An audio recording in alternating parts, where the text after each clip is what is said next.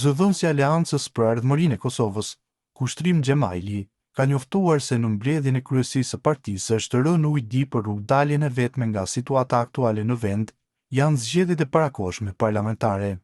Ai tha se të gjitha idejet dhe propozimet alternative duhet të paraqiteshin fillimisht brenda strukturave të partisë dhe se kjo vlen edhe për Besnik Krasnishin, i cili ka munguar në mbledhjen e kryesisë.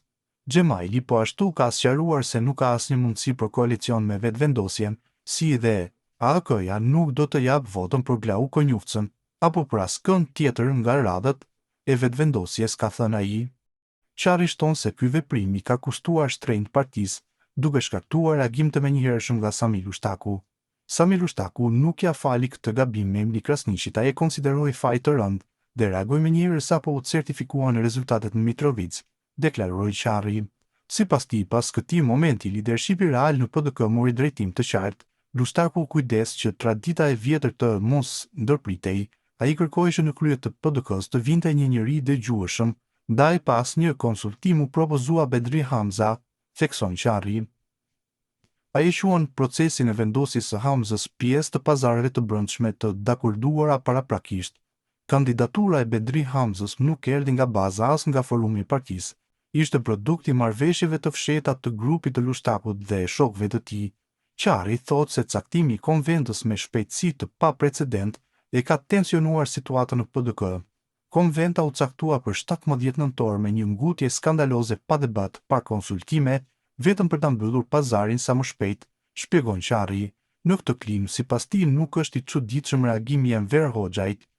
Enver Hoxhai ka të drejtë kur kërkon shtyrje, ai po thot hapur se PDK-ja duhet të ketë garë me më shumë kandidatë, jo një votim formal për një emër të dakorduar paraprakisht. Hoxhai, sipas Çarrit, po përpiqet të shmangë një proces të mbyllur. Hoxhai kërkon që konventa të zhvendoset të paktën deri në 23 nëntor për të hapur hapësirë për debat dhe kandidatura, jo për të votuar një emër të imponuar, shton Çarri. Mëtej, ai paralajmëron se përplasja aktuale vetëm është Maja e Zbergut.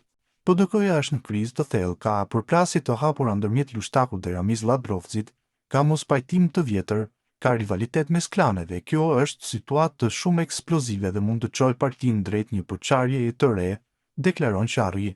Ai shton se figura të tjera brenda PDK-s, përfshirë edhe Vlorë Çitakun, mund të hyjnë në garë, ndërsa thekson rolin e ambicjes personale të Hoxhait.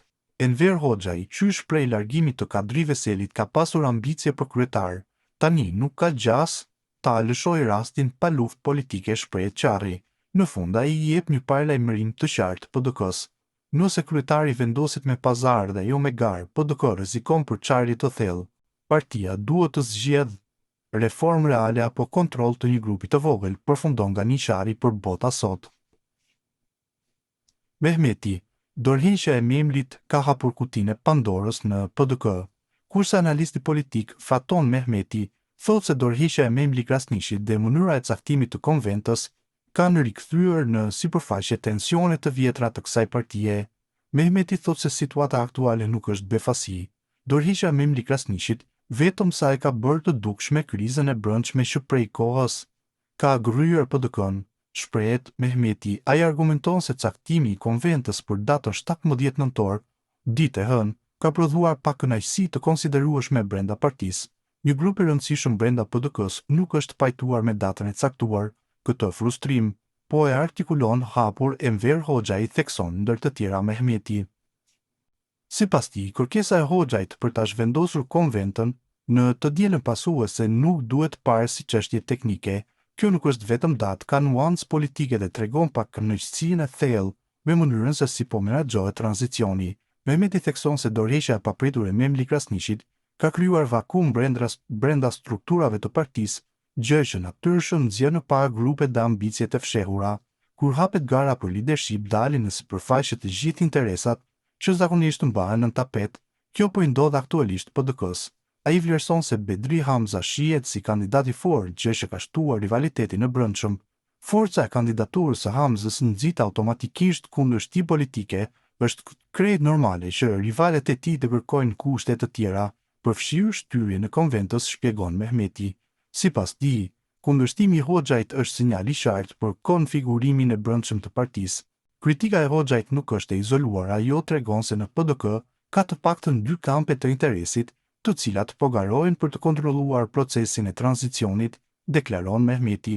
Në fund, analisti paralajmëron se për PDK-n, në sfida nuk është vetëm datë të mbajtja e konventës, por menaxhimi i një procesi të brisht politik